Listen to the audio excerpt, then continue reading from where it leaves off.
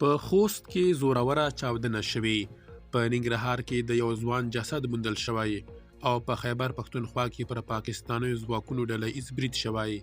درنو لیدونکو ستړي مشئ.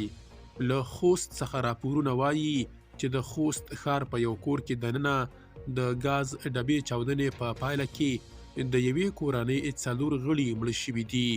د ځایي سرچینو په وینا په دغه پیښه کې یوه میرمن او 3 ماشومان مړه شوي. تر اوسه د پیښې اصلي لامل نه دی څرګند شوی، خو لومړني راپورونه ښیي چې چاودنه د ګاز ډبې د لیکوالي له امله رامنځته شوې ده.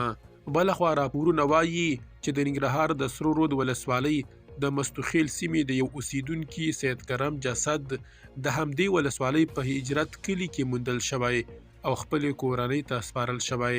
هغه 2.5 کاله پخوا د انسان تښتونکو لخوا تر تښتولو وروسته وژل شوی او په یو کور کې خاورو ته سپارل شوی و.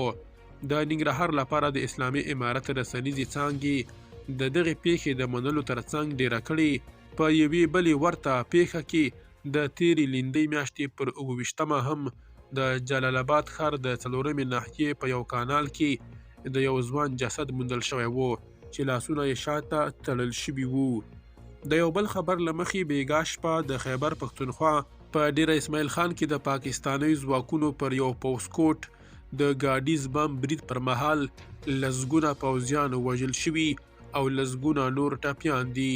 لومړني معلومات ښیي چې له ګاډیز بم برید وروسته وسلوال پوسکوټ ته هم ورننوتي او پاکستاني پولیسو پسې خونه په خونه ګرځي. درنو لیدونکو له مالتیا مو مننه.